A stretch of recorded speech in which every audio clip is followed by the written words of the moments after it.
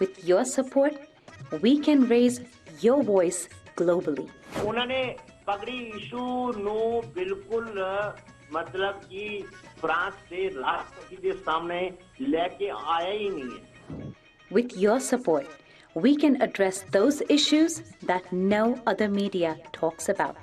ਜੋ ਹਾਲ ਅਕਾਲੀਆਂ ਨੇ ਬਾਦਲ ਕਿਆ ਨੇ ਇਹਨਾਂ ਨੇ ਸਿੱਖੀ ਦਾ ਤੇ ਬੇੜਾ ਗਰਕ ਕੀਤਾ ਹੈ. With your support, we can bring you breaking news from around the world. It's about consulting our allies and having a dialogue. These lessons, as I stated, was learned while working with our coalition partners. With your support, we can educate and inform everyone about who Sikhs are and connect our youth to Sikhi. And it's just, representative of a culture that's all about peace. Support your TV channel and help us take your voices to everyone around the world for every human rights issue. United Sikhs ਜਥੇਬੰਦੀ ਨੇ French ਅਤੇ European courts ਦੇ ਨਾਲ-ਨਾਲ United Nations Human Rights Committee ਦਾ ਦਰਵਾਜ਼ਾ ਵੀ ਖੜਕਾਇਆ. All of this is only possible with your generous donations.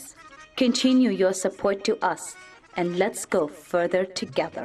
To donate today, please log on to our website www.tv84.tv and donate via PayPal on our website, or you can mail us your donations to TV84 36-01 37th Avenue, Long Island City, New York 11101.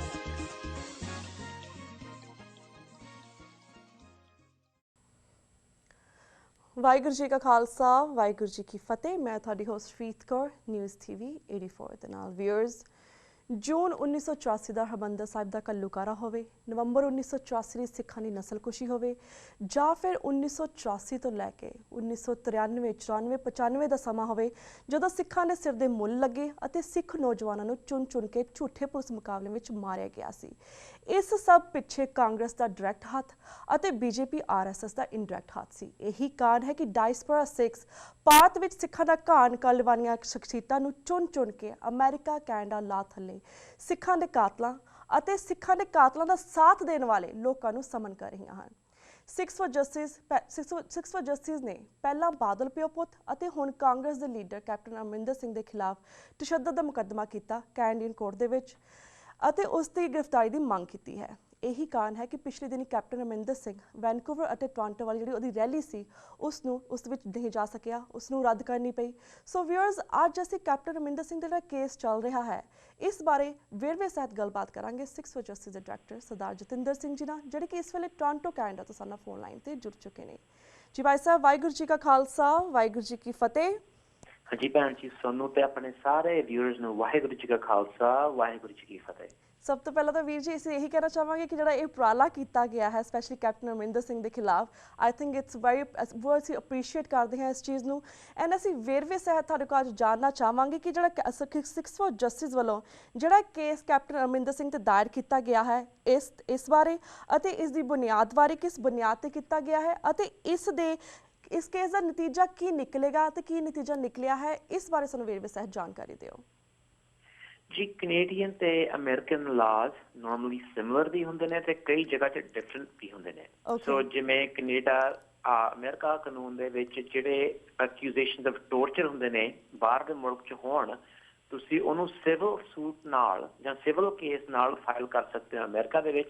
ਤੇ ਤੁਸੀਂ ਫਿਰ liability ਡੈਮੇਜਸ ਕੋਸ਼ਿਸ਼ ਕਰ ਸਕਦੇ ਹੋ land ਨੂੰ okay ਜੀ ਪਰ ਕੈਨੇਡਾ ਲਾ ਦੇ ਵਿੱਚ ਇਹ ਕ੍ਰਾਈਮ ਬਣਦਾ ਕ੍ਰਿਮੀਨਲ ਅਫੈਂਸ ਸੋ ਅੰਡਰ ਕੈਨੇਡਾ's 269.1 ਕ੍ਰਿਮੀਨਲ ਕੋਡ ਐਕਟ ਜੀ ਉਹਦੇ ਵਿੱਚ ਕਿਹਾ ਗਿਆ ਵਾ ਵੀ ਜਿਹਦੇ ਕੋਲੇ ਕਮਾਂਡ ਐਂਡ ਕੰਟਰੋਲ ਤਾਂ ਜਿਹੜਾ ਬੰਦਾ ਕਿਸੇ ਨੂੰ ਲਾਈਕ ਆਰਡਰ ਦੇਵੇ ਜਾਂ ਉਹਨਾਂ 'ਚ ਕੰਟਰੋਲ 'ਚ ਹੋਵੇ ਤੇ ਕਿਸੇ ਨੂੰ ਟੌਰਚਰ ਕਰੇ ਉਹ ਵੀ ਰਿਸਪਾਂਸਿਬਲ ਆ ਟੌਰਚਰ ਵਾਸਤੇ ਤੇ ਟੌਰਚਰ ਦਾ ਚਾਰਜ ਉਹਦੇ ਉੱਪਰ ਵੀ ਲੱਗ ਸਕਦਾ ਤੇ ਆਪਣੇ ਸਾਰੇ ਸਿੱਖ ਵੀਅਰ ਤੇ ਆਪਣੇ ਸਾਰੇ ਪੰਜਾਬੀਆਂ ਨੂੰ ਪਤਾ ਵੀ ਪੰਜਾਬ ਦੀ ਪੁਲਿਸ ਸ਼ਰੇਆਮ ਟੌਰਚਰ ਕਰਦੀ ਆ ਆਮ ਲੋਕਾਂ ਨੂੰ ਇਹ ਤਾਂ ਕੋਈ ਦੋ ਰਾਏ ਵਾਲੀ ਗੱਲ ਨਹੀਂ ਪਰ ਕੁਐਸਚਨ ਹੁੰਦਾ ਇਹ ਜ਼ਿੰਮੇਵਾਰੀ ਕਿਹਦੇ ਪੈਰਾਂ ਤੱਕ ਜਾਂਦੀ ਹੈ ਹੂਜ਼ ਰਿਸਪਾਂਸਿਬਲ ਤੇ ਕੈਨੇਡੀਅਨ ਲਾ ਦੇ ਅਧੀਨ ਉਹ ਹੈ ਜਿਹੜੇ ਕਮਾਂਡ ਐਂਡ ਕੰਟਰੋਲ ਪੋਜੀਸ਼ਨ 'ਚ ਉਹ ਹੈ ਚੀਫ ਮਿਨਿਸਟਰ ਸੋ ਜਦੋਂ ਆਪਣਾ ਇਹ ਕੈਪਟਨ ਅਰਮਿੰਦਰ ਬਣਦਾ ਵਾ ਚੀਫ ਮਿਨਿਸਟਰ ਫਰਮ 2002 to 2007 ਉਸ ਵੇਲੇ ਜਿਹੜੀ ਟੌਰਚਰ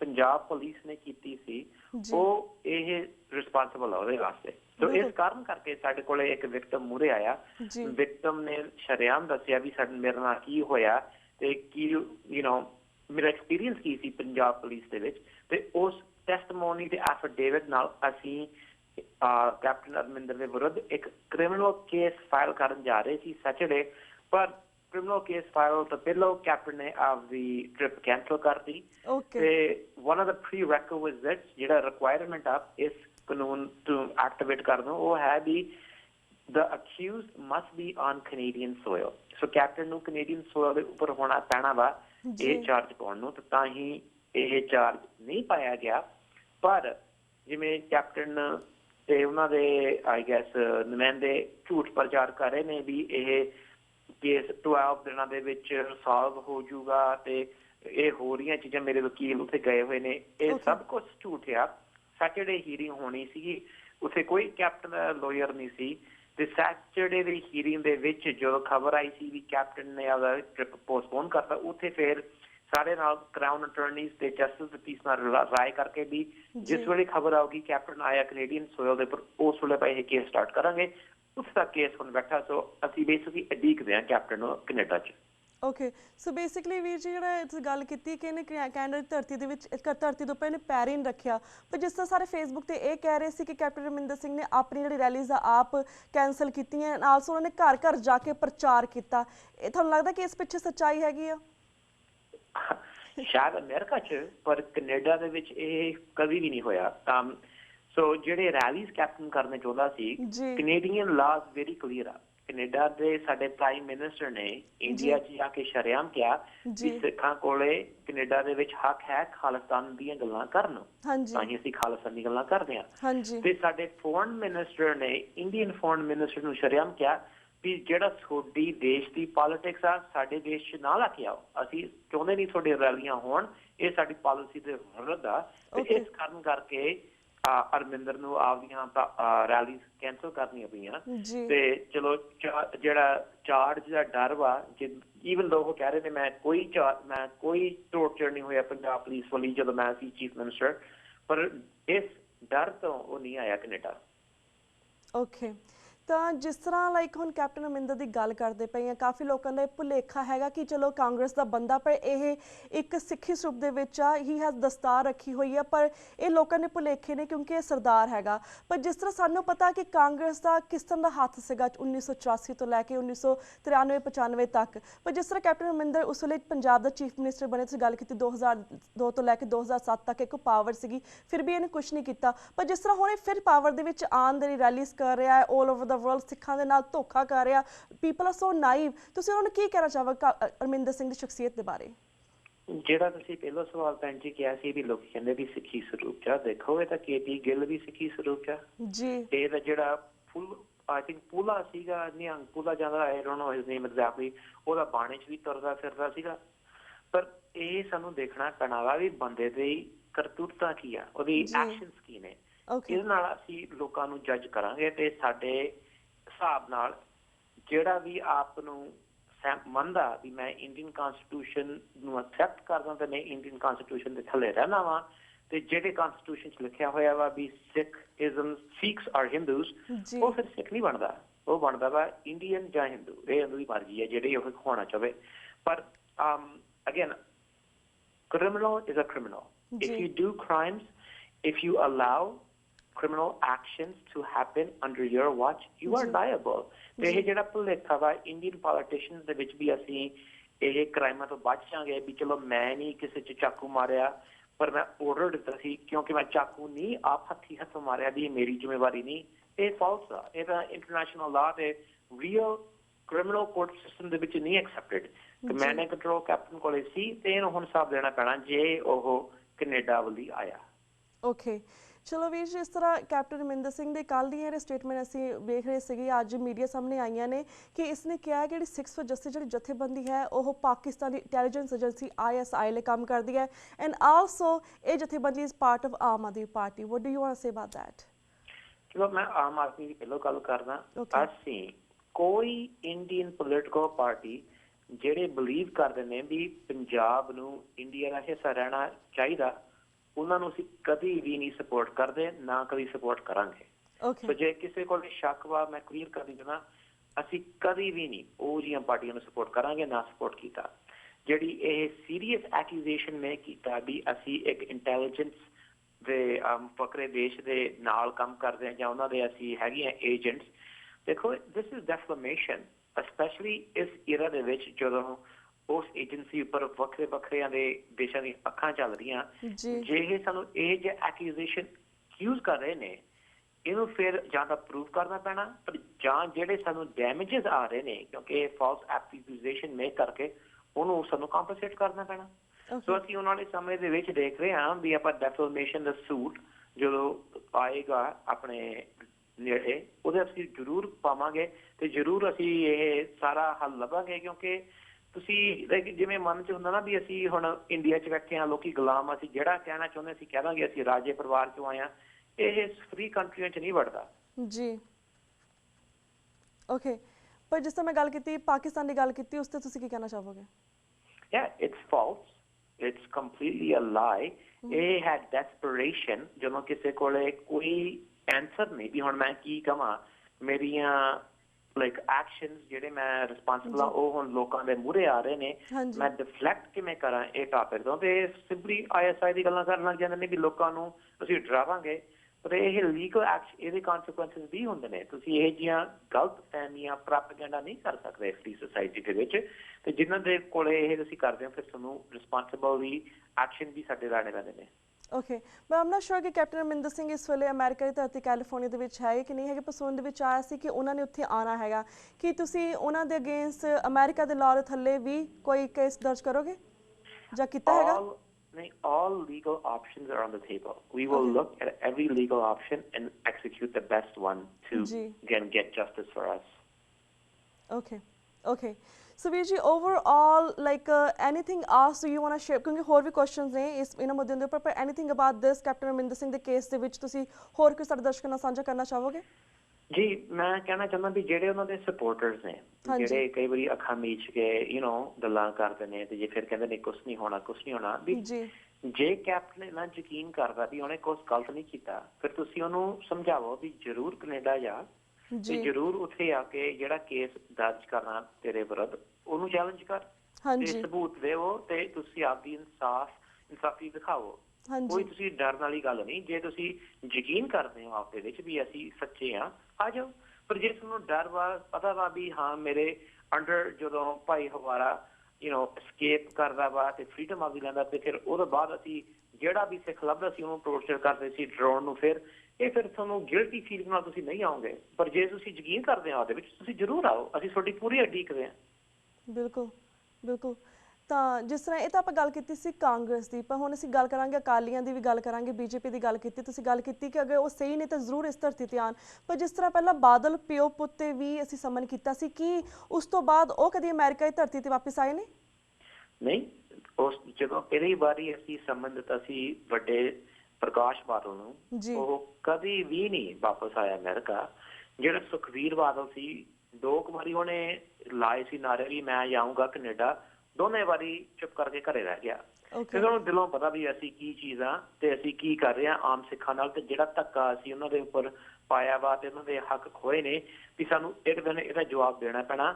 ਤੇ ਜੇ ਮੈਂ ਕੈਨੇਡਾ ਜਾਂ ਮੇਰੀ ਉੱਥੇ ਕਦੀ ਵੀ ਲਾਈਕ ਮੈਂ ਪਹੁੰਚਿਆ ਉੱਥੇ ਵੀ ਮੈਨੂੰ ਪਤਾ ਉੱਥੇ ਆਜ਼ਾਦ ਸਿੱਖ ਬੈਠੇ ਨੇ ਤੇ ਉਹ ਆਜ਼ਾਦ ਸਿੱਖਾਂ ਨੇ ਸਾਨੂੰ ਨਹੀਂ ਡਰਨਾ ਤੇ ਸਾਡੇ ਉੱਪਰ ਚਾਰਜ ਪੈਣਾ ਤੇ ਇਸ ਕਾਰਨ ਕਰਕੇ ਸੁਖਬੀਰ ਬਾਦਲ ਜਿਹੜਾ 2 ਵਾਰੀ ਕਹਿ ਹਟਿਆ ਸੀ ਵੀ ਮੈਂ ਜਾਊਂਗਾ ਕੈਨੇਡਾ ਉਹਨੂੰ ਵੀ ਆਪਦਾ ਟ੍ਰਿਪ ਕੈਂਸਲ ਕਰਨਾ ਪਿਆ ਤੇ ਇਸ ਵਾਰੀ ਹੁਣ ਕੈਪਟਨ ਤੇ ਆਉਣ ਵਾਲੇ ਸਮੇਂ 'ਚ ਜਿਨ੍ਹਾਂ ਨੇ ਵੀ ਸਿੱਖਾਂ ਉੱਪਰ ਜ਼ੁਲਮ ਕੀਤਾ ਅਸੀਂ ਉਹਨਾਂ ਨੂੰ ਜ਼ਰੂਰ ਚੈਲੰਜ ਕਰਾਂਗੇ।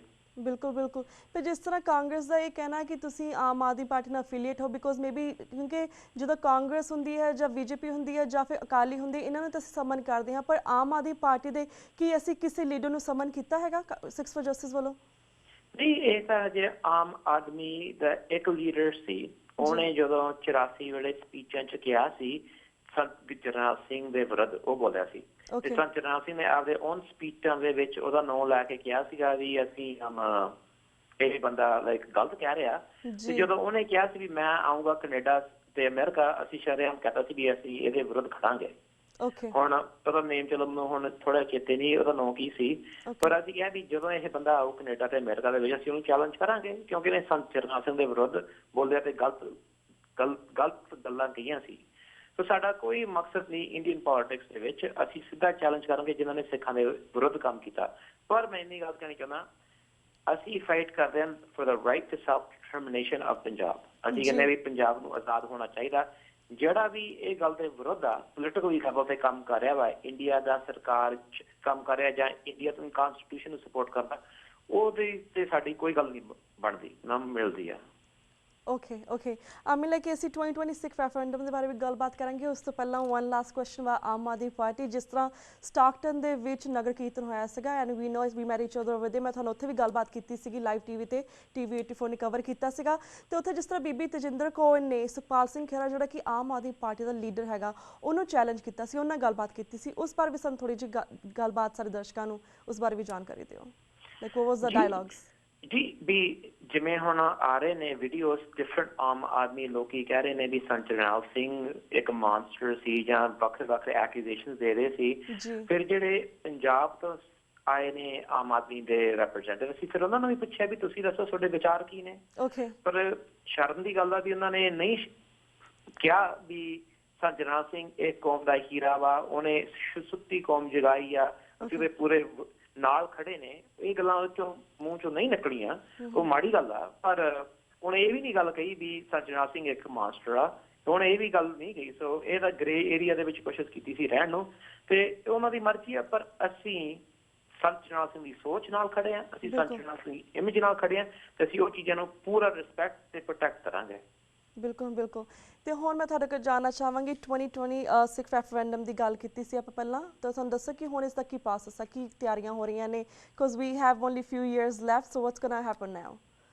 ਜੀ ਸੋ ਜਿਹੜੇ 2020 ਦੀ ਗੱਲ ਆਪਾਂ ਪ੍ਰਾਇਮਰੀਲੀ ਫੋਕਸ ਕਰਨਾ this few years is on education ਕਿਉਂਕਿ ਕਈ ਲੋਕਾਂ ਨੂੰ ਸਮਝ ਨਹੀਂ ਆਉਂਦੀ ਵੀ ਪੰਜਾਬ ਦੇ ਮਾਲਕ ਤੁਸੀਂ ਹੋ ਪੰਜਾਬ ਤੁਹਾਡੀ ਧਰਤੀ ਆ 47 ਦੇ ਵਿੱਚ ਆਪਣੇ ਲੀਡਰਸ ਨੇ ਕਿ ਮੋਹਨਦਾਸ ਗਾਂਧੀ ਤੇ ਨਹਿਰੂ ਨੂੰ ਇੱਕ ਨੌਕਰੀ ਦਿੱਤੀ ਸੀ। ਮੋਹਨਦਾਸ ਗਾਂਧੀ ਤੇ ਨਹਿਰੂ ਨੇ ਆ ਕੇ ਸਾਨੂੰ ਕਿਹਾ ਸੀ ਦੇਖੋ ਵੀ ਅਸੀਂ ਸਿੱਖੋ ਤੁਹਾਡੇ ਵਾਸਤੇ ਦੇਸ਼ ਚਲਾਵਾਂਗੇ ਤੇ ਤੁਹਾਨੂੰ ਫਰੀਡਮ ਵੀ ਦੇਵਾਂਗੇ ਤੁਹਾਡੇ ਸਾਰੇ ਹੱਕ ਦੇਵਾਂਗੇ ਤੇ ਤੁਸੀਂ ਸਾਨੂੰ ਬਸ ਤਨਖਾਹ ਦਿਓ ਤੇ ਉਹ ਤਨਖਾਹ ਹੁਣ ਸਾਰਿਆਂ ਨੂੰ ਪਤਾ ਵਾ ਵੀ ਜਿਹੜੀ GDP ਪੰਜਾਬ ਦੀ ਆ ਉਹ 50 ਬਿਲੀਅਨ ਰਫਲੀ a year ਆ ਤੇ ਉਹ ਸਾਰਾ ਇੰਡੀਆ ਖਾ ਰਿਹਾ ਆਪਣੇ ਤੋਂ ਪਰ ਜਿਹੜੀ ਉਹਨਾਂ ਦੀ ਜ਼ਿੰਮੇਵਾਰੀ ਸੀ ਪੰਜਾਬ ਚਲਾਉਣ ਨੂੰ ਉਹ ਸੀ ਉਹਨਾਂ ਨੇ ਸਾਨੂੰ ਸਿਕਿਉਰਿਟੀ ਦੇਣੀ ਸੀ ਉਹਨਾਂ ਨੇ ਸਾਨੂੰ ਜਸਟਿਸ ਦੇਣਾ ਸੀ ਉਹਨਾਂ ਨੂੰ ਇੱਕ ਪ੍ਰਾਸਪਰਸ ਤੇ ਫਿਊਚਰ ਦੇਣੀ ਸੀ ਪੰਜਾਬ ਵਾਸਤੇ। ਹੁਣ ਸਾਰੇ ਹਿਸਾਬ ਲਾ ਸਕਦੇ ਨੇ ਵੀ ਆਪਾਂ ਕੋਈ ਯਕੀਨ ਕਰਦਾ ਵੀ ਪੰਜਾਬ ਪੁਲਿਸ ਸਾਨੂੰ ਸਿਕਿਉਰਿਟੀ ਦਿੰਦੀ ਆ ਜਾਂ ਪੰਜਾਬ ਕੋਰਟ ਸਿਸਟਮ ਸਾਨੂੰ ਜਸਟਿਸ ਦਿੰਦੇ ਨੇ ਜਾਂ ਪੰਜਾਬ ਕੋਲ ਕੋਈ ਫਿਊਚਰ ਹੈ ਇਸ ਵੇਲੇ ਸਾਰੀ ਈਵਨ ਚਲੋ ਅਸੀਂ ਤਾਂ ਇੱਕ ਪੱਖ ਦੇ ਲੋਕ ਆ ਸਾਨੂੰ ਸਾਰਿਆਂ ਨੂੰ ਪਤਾ ਵੀ ਅਸੀਂ ਆਜ਼ਾਦ ਪੰਜਾਬ ਮੰਗਦੇ ਹਾਂ ਪਰ ਜਦੋਂ ਆਸਟ੍ਰੇਲੀਆ ਇੱਕ ਇੰਡੀਪੈਂਡੈਂਟ ਕੰਟਰੀ ਆ ਕੇ ਕਹਿ ਰਿਹਾ ਵਾ ਸ਼ਰੇਆਮ ਵੀ ਜਿਹੜੇ ਸਿੱਖ ਪੰਜਾਬ 'ਚ ਪੜ੍ਹਦੇ ਨੇ ਉਹਨਾਂ ਦੀ ਪੜ੍ਹਾਈ ਸਭ ਤੋਂ ਮਾੜੀ ਆ ਤੇ ਅਸੀਂ ਰੈਕਗਨਾਈਜ਼ ਨਹੀਂ ਹੁਣ ਕਰਦੇ ਤੁਸੀਂ ਹੁਣ ਕੀ ਕਹੋਗੇ ਕਿਹੋ ਜਿਹੀ ਗਵਰਨੈਂਸ ਸਾਨੂੰ ਮਿਲੀ ਆ ਇੰਡੀਅਨ ਅੰਡਰ ਤੇ ਉਹੀ ਸਿੱਖ ਜਿਹੜੇ ਬਾਹਰ ਬੈਠ ਕੇ ਡਿਫੈਂਸ ਮਿਨਿਸਟਰ ਬਣ ਜਾਂਦੇ ਨੇ ਅੱਜ ਉਹੀ ਸਿੱਖਾਂ ਨੂੰ ਜੇ ਪੰਜਾਬ 'ਚ ਜੰਮਣ ਤੇ ਪੜ੍ਹਨ ਉਹ ਆਸਟ੍ਰੇਲੀਆ ਕਹਿ ਰਹੀ ਆ ਇਹਨਾਂ ਨਾਲ ਅਸੀਂ ਗੱਲ ਨਹੀਂ ਕਰਨੀ। ਸੋ ਇਹ ਚੀਜ਼ਾਂ ਨਾਲ ਇਹ ਸੋਚ ਨਾਲ ਅਸੀਂ ਸਾਰਿਆਂ ਨੂੰ ਸਮਝਾਉਣਾ ਚਾਹੁੰਦੇ ਹਾਂ ਵੀ ਪੰਜਾਬ ਦੀ ਧਰਤੀ ਪੰਜਾਬੀਆਂ ਦੀਆਂ ਤੁਸੀਂ ਪੰਜਾਬ ਦੇ ਉੱਪਰ ਸੀ ਜਿਸ ਵੇਲੇ ਇੰਡੀਆ ਕੋਈ ਨਕਸ਼ੇ ਉੱਪਰ ਨਹੀਂ ਸੀ ਤੁਸੀਂ ਪੰਜਾਬ ਦੇ ਉੱਪਰ ਸੀਗੇ ਜਿਸ ਵੇਲੇ ਬ੍ਰਿਟਿਸ਼ ਦਾ ਰਾਜ ਨਹੀਂ ਸੀ, ਤੁਸੀਂ ਪੰਜਾਬ 'ਚ ਸੀ ਜਿਸ ਵੇਲੇ ਮੁਗਲਾਂ ਦਾ ਰਾਜ ਵੀ ਸੀ। ਬਿਲਕੁਲ ਸਾਡੀ ਧਰਤੀ ਨੂੰ ਅਸੀਂ ਆਪ ਸਿਲੈਕਟ ਕਰਾਂਗੇ ਕੌਣ ਗਵਰਨ ਕਰੂ, ਤੇ ਇਸ ਸੋਚ ਨਾਲ ਅਸੀਂ ਲੋਕਾਂ ਨੂੰ ਪੁੱਛ ਰਹੇ ਹਾਂ ਕਿ ਤੁਸੀਂ ਰੈਫਰੈਂਡਮ ਦੇ ਵਿੱਚ ਇੱਕ ਹਾਂ ਜਾਂ ਨਾ ਦਾ ਜਵਾਬ ਦੇ ਦਿਓ। ਜੇ ਇੰਡੀਆ ਪੂਰਾ ਯਕੀਨ ਕਰ ਰਿਹਾ ਵਾ ਵੀ ਲੋਕੀ ਪੰਜਾਬ 'ਚ ਚਾਹੁੰਦੇ ਨੇ ਸਾਡੇ ਨਾਲ ਰਹਿਣਾ, ਫਿਰ ਤੁਸੀਂ ਉਹਨਾਂ ਨੂੰ ਪੁੱਛ ਲਓ ਇੱਕ ਵਾਰੀ, ਡਰ ਕਾਹਦਾ ਵਾ। ਤੇ ਜਿਹੜੇ ਸਾਨੂੰ ਆ ਕੇ ਕਹਿੰਦੇ ਨੇ ਵੀ ਕੋਈ ਨਹੀਂ ਖਾਲਿਸਤਾਨ ਦੀ ਗੱਲ ਕਰਦਾ ਪੰਜਾਬ 'ਚ, ਫਿਰ ਤੁਸੀਂ ਵੀ ਸਪੋਰਟ ਕਰ ਲਓ ਰੈਫਰੈਂਡਮ ਨੂੰ, ਫਿਰ ਤੁਸੀਂ ਜਿੱਤ ਤੁਹਾਡੀ ਪੂਰੀ ਹੋਣੀ ਹੈ। ਤੁਸੀਂ ਤਾਂ ਕਹੋਗੇ ਵੀ ਹਾਂ ਕੋਈ ਜਣਾ ਸਪੋਰਟ ਨਹੀਂ ਕਰਦਾ, ਅਸੀਂ ਜਿੱਤ ਜਾਵਾਂਗੇ ਤੇ ਇਹਦਾ ਹੱਲ ਲੱਭ ਜੂ। ਪਰ ਗੱਲ ਹੁੰਦੀ ਹੈ ਵੀ ਇਹ ਸਾਰਿਆਂ ਦੇ ਮਨ 'ਚ ਡਰ ਆਉਂਦਾ ਵੀ ਸਿੱਖ ਆਜ਼ਾਦੀ ਚਾਹੁੰਦੇ ਨੇ ਦਿਲੋਂ। ਜੇ ਇੱਕ ਵਾਰੀ ਅਸੀਂ ਉਹਨਾਂ ਨੂੰ ਰੈਫਰੈਂਡਮ ਦੀ ਆਪਸ਼ਨ ਦੇਵਾਂਗੇ, ਇਹਨਾਂ ਨੇ ਹਾਂ ਕਹਿ ਕੇ ਸਾਨੂੰ ਕੁੱਟ-ਕੁੱਟ ਕੇ ਬਾਹਰ ਕੱਢ ਦੇਣਾ, ਤੇ ਇਹ ਡਰ ਨਾਲ ਇਹ ਸਾਨੂੰ ਕੋਸ਼ਿਸ਼ ਕਰਦੇ ਨੇ ਸਾਡੇ ਫੇਸਬੁੱਕ ਪੇਜ ਬੈਨ ਕਰਨ ਨੂੰ ਤੇ ਵੈਬਸਾਈਟ ਬੈਨ ਕਰਨ ਨੂੰ। ਤੇ ਇਹੀ ਚੀਜ਼ ਅਸੀਂ ਲੋਕਾਂ ਨੂੰ ਸਮਝਾਉਣਾ ਚਾਹੁੰਦੇ ਹਾਂ ਵੀ ਤੁਹਾਡੇ ਰਾਈਟ ਕੀ ਨੇ ਅੰਡਰ ਇੰਟਰਨੈਸ਼ਨਲ ਲਾ, ਤੇ ਰੈਫਰੈਂਡਮ ਇੱਕ ਲੀਗਲ ਰਾਈਟ ਆ under under all democracy. It's an aspect of democracy. Okay, so one last question because ਸਾਡੇ ਕੋਲ 3-4 ਮਿੰਟ ਰਹਿ ਗਏ ਨੇ at the end ਵੀਰ ਜੀ, ਜਿਸ ਤਰ੍ਹਾਂ ਲਾਈਕ ਸਾਰੇ ਦਿਨ ਅਸੀਂ ਖਾਲਿਸਤਾਨ ਦੀ ਗੱਲ ਕਰਦੇ ਹਾਂ, ਆਪਣੇ ਆਜ਼ਾਦ ਦੇਸ਼ ਦੀ ਗੱਲ ਕਰਦੇ, ਸਾਡੀ ਇੱਕ ਸੋਚ ਹੈਗੀ ਕਿ ਅਸੀਂ ਆਜ਼ਾਦ, ਸਾਨੂੰ ਕੌਮ ਚਾਹੀਦੀ ਹੈ ਸਿੱਖਾਂ ਦੀ, ਪਰ ਨਾਟ ਓਨਲੀ ਸਿੱਖਾਂ ਦੀ, ਪੰਜਾਬੀਆਂ ਦੀ ਜਿਸ ਗੱਲ ਕੀਤੀ ਹੈ ਸਾਰੇ ਧਰਮ ਉਸ ਦੇ ਵਿੱਚ ਬਰਾਬਰ ਦੇ ਹੱਕ ਰੱਖਣਗੇ। ਪਰ ਜਿਸ ਤਰ੍ਹਾਂ ਲੋਕਾਂ ਦਾ ਕਹਿਣਾ ਹੈ ਕਿ ਜਿਹੜੇ ਖਾਲਿਸਤਾਨ ਦੀ ਗੱਲ ਹੈ ਸਿਰਫ ਬਜ਼ੁਰਗ ਕਰਦੇ ਨੇ, ਯੰਗ ਜਨਰੇਸ਼ਨ ਨਹੀਂ ਕਰਦੇ। You belong to young generation, I belong to young generation. ਸਾਨੂੰ ਕੋਈ ਪ੍ਰੋਬਲਮ ਨਹੀਂ ਹੈਗੀ ਪੰਜਾਬ ਦੇ ਵਿੱਚ, ਅਸੀਂ ਬਾਹਰ ਦੀ ਧਰਤੀ ਦੇ ਵਿੱਚ ਰਹਿ ਕੇ ਫਿਰ ਉਹਨਾਂ ਪੰਜਾਬੀਆਂ ਦੇ ਲਈ ਜਿਹੜੇ ਜਿੱਥੇ ਅਸੀਂ ਸਾਡਾ ਕੋਈ ਲੈਣਾ ਦੇਣਾ ਨਹੀਂ, ਫਿਰ ਵੀ ਉਹਨਾਂ ਦੇ ਲਈ ਅਸੀਂ ਮੰਗ ਕਰਦੇ ਤਾਂ ਕਿ ਉਹਨਾਂ ਦੇ ਲਈ ਆਜ਼ਾਦ ਦੇਸ਼, ਤਾਂ ਕਿ ਸਾਡੀ ਆਉਣ ਵਾਲੀ ਜਨਰੇਸ਼ਨ ਉਸ ਦੇਸ਼ ਦੇ ਵਿੱਚ ਜਾ ਸਕੇ, ਇੱਕ ਖੁੱਲੀ ਹਵਾ ਦੇ ਵਿੱਚ ਜਾ ਸਕੇ। ਪਰ ਜਿਸ ਤਰ੍ਹਾਂ ਪੰਜਾਬ ਦੇ ਵਿੱਚ ਲੋਕ ਰਹਿੰਦੇ ਨੇ ਜਾਂ ਭਾਰਤ ਦੇ ਵਿੱਚ ਲੋਕ ਰਹਿੰਦੇ ਨੇ, ਸਪੈਸ਼ਲ ਦਿੱਲੀ ਦੇ ਵਿੱਚ ਲੋਕ ਰਹਿੰਦੇ ਨੇ, ਮੈਂ ਦੇਖਿਆ ਜਿਨ੍ਹਾਂ ਦੇ ਲਈ ਅਸੀਂ ਲੜਦੇ ਪਏ ਹਾਂ, ਅਸੀਂ ਗੱਲ ਕੀਤੀ, ਇਹਨਾਂ ਨੇ ਸਿੱਖਾਂ ਦੀ ਨਸਲਕੁਸ਼ੀ ਕੀਤੀ, ਉਹ ਲੋਕ ਆ ਉਹਨਾਂ ਦੇ ਦਿਮਾਗ ਦੇ ਵਿੱਚ ਆਜ਼ਾਦੀ ਦਾ ਕਨਸੈਪਟ, ਆਜ਼ਾਦੀ ਦੀ ਜਿਹੜੀ ਸੋਚ ਹੈ ਉਹ ਕਿਉਂ ਨਹੀਂ ਦਿਖਦੀ ਜਿਸ ਤਰ੍ਹਾਂ ਸਾਡੇ ਅੰਦਰ ਹੈਗੀ ਆ। ਵਾਈ ਇੰਨੀ ਉਹ ਕਿਉਂ ਆਜ਼ਾਦੀ ਦੀ ਗੱਲ ਕਿਉਂ ਨਹੀਂ ਕਰ ਪਾਉਂਦੇ? ਉਹ ਕਿਉਂ ਭਾਰਤ ਦੇ ਵਿੱਚ ਰਹਿਣਾ ਪਸੰਦ ਕਰਦੇ ਨੇ ਜਾਂ ਫਿਰ ਅਸੀਂ ਖਾਲਿਸਤਾਨ ਦੀ ਗੱਲ ਕਰਦੇ? What do you want to say about that? ਦੇਖੋ, ਮੈਂ ਇੰਨੀ ਗੱਲ ਕਰਨੀ ਚਾਹੁੰਦਾ ਵੀ ਜਿਹੜੇ ਵੀ ਮੈਨੂੰ ਸਿੱਖ ਪੰਜਾਬ ਤੋਂ ਜਾਂ ਇੰਡੀਆ ਤੋਂ ਲਾ ਲਓ ਆਉਂਦੇ ਨੇ, ਉਹਨਾਂ ਨੂੰ ਜਦੋਂ ਤੁਸੀਂ ਉਹਨਾਂ ਦੇ ਮੂਹਰੇ ਸਾਰੇ ਫੈਕਚੁਅਲ ਐਵੀਡੈਂਸ ਰੱਖੋ, ਉਹ ਨਾਈਟ ਐਂਡ ਡੇ ਸ਼ਿਫਟ ਹੋ ਜਾਂਦੇ ਨੇ। ਕਿਉਂਕਿ ਮੈਜੋਰਟੀਆਂ ਨੂੰ ਜਿਹੜਾ ਇੰਡੀਆ ਦਾ ਪ੍ਰੋਪੇਗੈਂਡਾ ਵਾ ਵੀ ਇਹ ਅੱਤਵਾਦੀਆਂ ਦਾ ਕੰਮ ਆ, ਇਹ ਸਾਨੂੰ ਖਰਾਬ ਕਰਨਗੇ, ਤੁਸੀਂ ਬਚੋ, ਡਰੋ, ਇਹ ਚੀਜ਼ਾਂ 'ਚ ਨਾ ਵੜੋ, ਇਹ ਪ੍ਰੋਪੇਗੈਂਡਾ ਪੂਰਾ ਅਸਰ ਹੋ ਜਾਂਦਾ ਕਈਆਂ ਦੇ ਮਨ 'ਚ। ਪਰ ਜਦੋਂ ਤੁਸੀਂ ਮੈਨੂੰ ਸਵਾਲ ਪੁੱਛਦੇ ਹੋ ਵੀ ਦੇਖੋ ਪੰਜਾਬ ਦੇ ਹਾਲਾਤ ਹੈ ਕੀ ਹੁਣ, ਆਉਣ ਵਾਲੇ ਸਮੇਂ 'ਚ ਕੀ ਬਣਨਗੇ, ਜੇ ਤੁਸੀਂ ਦੇਖੋ ਹੈਦਰਾਬਾਦ ਕਿੰਨਾ ਤਰੱਕੀ ਕਰ ਰਿਹਾ ਤੇ ਪੰਜਾਬ ਨੂੰ ਕਿਉਂ ਨਹੀਂ ਤਰੱਕੀ ਕਰਨ ਦਿੰਦੇ? ਜੇ ਉਹ ਕਹਿਣਗੇ ਵੀ ਦੇਖੋ ਪੰਜਾਬ ਇਸ ਵੇਲੇ 500 ਮਿਲੀਅਨ ਲੋਕਾਂ ਨੂੰ ਖਾਣਾ ਦਿੰਦਾ ਵਾ, ਰਾਈਸ ਤੇ ਵੀਟ ਆਪਣੀ ਪੰਜਾਬ 'ਚ ਮੋਸਟਲੀ ਹੁੰਦੀ ਆ, 50% ਰਾਈਸ ਤੇ 50% ਵੀਟ, 30% ਰਾਈਸ ਹੁੰਦੀ ਆ। ਜੇ ਆਪਾਂ 500 ਮਿਲੀਅਨ ਲੋਕਾਂ ਨੂੰ ਖਾਣਾ ਦਿੰਦੇ ਆ, ਜੇ ਆਪਾਂ ਇਕੱਲੇ 30 ਮਿਲੀਅਨ ਨੂੰ ਦੇਣਾ ਹੋਊਗਾ, ਕਿੰਨਾ ਕੁ ਪੰਜਾਬ ਸਾਡੇ ਵਾਸਤੇ ਖੇਤਾਂ ਵਾਸਤੇ ਰਹੂਗਾ ਤੇ ਕਿੰਨਾ ਕੁ ਪੰਜਾਬ ਅਸੀਂ ਡਿਵੈਲਪ ਕਰ ਸਕਾਂਗੇ? ਪਰ ਜੇ ਅਸੀਂ ਉਹਨਾਂ ਵਿੱਚ ਰਹਾਂਗੇ, ਕਿੰਨਾ ਕੁ ਅਪਰਚੂਨਿਟੀ ਮਿਲੂਗੀ ਆਪਾਂ ਨੂੰ ਇਹ ਡਿਵੈਲਪ ਕਰਨ ਨੂੰ? ਇਹ ਜਦੋਂ ਐਕਚੁਅਲ ਡਾਇਲਾਗ ਹੁੰਦਾ ਵਾ, ਉਸ ਵੇਲੇ ਇੱਕ over like a night and day response change ਹੁੰਦਾ। ਤੇ ਤਾਂ ਹੀ ਇੰਡੀਆ ਇਹ ਚੀਜ਼ਾਂ 'ਚ ਡਰਦਾ, ਤਾਂ ਹੀ ਇੰਡੀਆ ਨਹੀਂ ਚਾਹੁੰਦਾ ਵੀ ਤੁਸੀਂ ਰੈਫਰੈਂਡਮ ਦਾ ਪ੍ਰਚਾਰ ਕਰੋ, ਤਾਂ ਹੀ ਇੰਡੀਆ ਚਾਹੁੰਦਾ ਵੀ ਤੁਸੀਂ ਬਸ 47 ਵਾਲੀ ਗੱਲ ਕਰੋ ਤੇ ਫਿਰ ਆਮ ਜਿਹੜੇ ਹੈ ਸਿੱਖ ਕਈ ਵਾਰੀ ਕਹਿਣਗੇ ਯਾਰ ਇਹ ਗੱਲ ਗਲਤ ਆ, ਅਸੀਂ ਚਲੋ ਪੀਸ ਚਾਹੁੰਦੇ ਆ ਤੇ ਇਹ ਪਾੜ ਪੈ ਜੂਗੀ। ਰੈਫਰੈਂਡਮ ਸਾਰਿਆਂ ਦਾ ਹੱਕ ਆ, ਜਿਹੜੇ ਪੰਜਾਬ 'ਚ ਇੰਡੀਜੀਨਸ ਲੋਕ ਨੇ, ਤੁਸੀਂ ਸਾਰਿਆਂ ਨੂੰ ਪੁੱਛਾਂਗੇ ਵੀ ਤੁਸੀਂ ਕੀ ਚਾਹੁੰਦੇ ਹੋ, ਤੇ ਜੇ ਇੰਡੀਆ ਯਕੀਨ ਕਰਦਾ ਉਹ ਵੀ ਕਰਾ ਲੇ, ਵੀ ਜੇ ਇੰਡੀਆ ਦੇ ਮਨ 'ਚ ਆ ਵੀ ਸਿੱਖ ਰਹਿਣਾ ਚਾਹੁੰਦੇ ਆ ਸਾਡੇ ਨਾਲ, ਫਿਰ ਉਹ ਵੀ ਕਰਾ ਲੇ। ਪਰ ਜੇ ਇੰਡੀਆ ਡਰਦਾ ਵਾ ਤੇ ਉਹਨੂੰ ਸ਼ਰੇਆਮ ਪਤਾ ਵੀ ਸਿੱਖ ਤੇ ਸਾਰਾ ਪੰਜਾਬ ਆਜ਼ਾਦ ਹੋਣਾ ਚਾਹੁੰਦਾ, ਫਿਰ ਉਹਨੂੰ ਕਰਾਉਣਾ ਨੀਗਾ। ਤੇ ਸਾਰਿਆਂ ਦੇ ਮੂਹਰੇ ਇਹ ਐਂਸਰ ਆ ਰਿਹਾ ਵਾ ਵੀ ਇੰਡੀਆ ਇਸ ਵੇਲੇ ਰੈਫਰੈਂਡਮ ਦੀ ਗੱਲ ਕਰਨ ਨੂੰ ਤਿਆਰ ਵੀ ਨਹੀਂ। ਜਿਹੜਾ ਕੈਪਟਨ ਆਇਆ ਵਾ ਉਹ ਇੱਥੇ ਆ ਕੇ ਆਪਦਾ ਪ੍ਰਚਾਰ ਕਰਨਾ ਚਾਹੁੰਦਾ, ਪਰ ਪੰਜਾਬ ਦੇ ਵਿੱਚ 6 for Justice ਦੇ ਪੇਜਸ ਤੇ ਵੈਬਸਾਈਟ ਉਹ ਬੈਨ ਕਰਦੇ ਨੇ, ਤੇ ਇੱਥੇ ਆ ਕੇ ਕਹਿੰਦਾ ਸਾਨੂੰ ਬੋਲਣਾ ਚਾਹੀਦਾ, ਪਰ ਉੱਥੇ ਆ ਕੇ ਕਹਿੰਦਾ ਵੀ ਤੁਸੀਂ ਬੋਲ ਨਹੀਂ ਸਕਦੇ। ਇਹ ਜੇ ਹੁਣ ਡਬਲ ਸਟੈਂਡਰਡ ਅਸੀਂ ਅਲਾਉ ਨਹੀਂ ਕਰਨਾ ਤੇ ਅਸੀਂ ਇਹਨਾਂ ਨੂੰ ਮੈਨੂੰ ਇੱਥੇ ਬੋਲਣ ਦੇਣਾ ਹੁਣ। Bilkul. I mean, you're right. We need to bring these dialogues in front of these people. Of course, education is very important and awareness among these people is very important. So thank you so much, Viji, कि तुसी अपना time ਕੱਢ ਕੇ ਸਾਰੇ ਦਰਸ਼ਕਾਂ ਦੇ ਰੂਬਰੂ ਹੋਏ। and once again ਮੈਂ ਹਮੇਸ਼ਾ appreciate ਕਰਦੀ ਹਾਂ 6 for Justice ਜਿਹੜੀ ਕੌਮ ਪ੍ਰਤੀ ਸੇਵਾ ਹੈਗੀ। we really appreciate TV84 ਸਾਰੇ ਅਸੀਂ appreciate ਕਰਦੇ। so thank you so much for your time। ਹੁਣ ਅਸੀਂ ਤੁਹਾਡੇ ਕੋਲ ਇਜਾਜ਼ਤ ਲੈਂਦੇ ਹਾਂ। ਵਾਹਿਗੁਰੂ ਜੀ ਕਾ ਖਾਲਸਾ, ਵਾਹਿਗੁਰੂ ਜੀ ਕੀ ਫਤਿਹ। ਵਿਊਅਰਸ ਇਸ ਦੇ ਨਾਲ ਮੈਂ ਤੁਹਾਡੇ ਕੋਲ ਇਜਾਜ਼ਤ ਲੈਂਦੀ ਹਾਂ। ਕੱਲ੍ਹ ਨੂੰ ਮਿਲਾਂਗੇ ਸੇਮ ਟਾਈਮ ਸੇਮ ਸ਼ੋਅ ਤੇ। ਤਦ ਤੱਕ ਲਈ ਵਾਹਿਗੁਰੂ ਜੀ ਕਾ ਖਾਲਸਾ ਵਾਹਿਗੁਰੂ ਜੀ ਕੀ ਫਤਿਹ।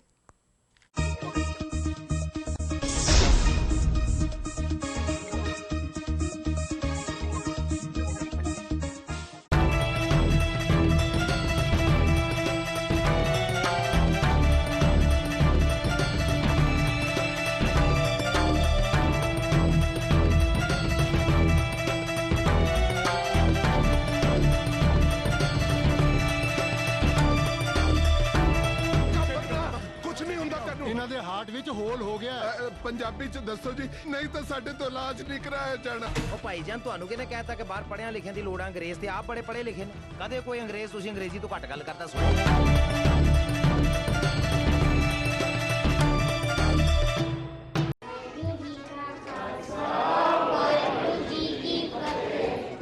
With your support, we can raise your voice globally.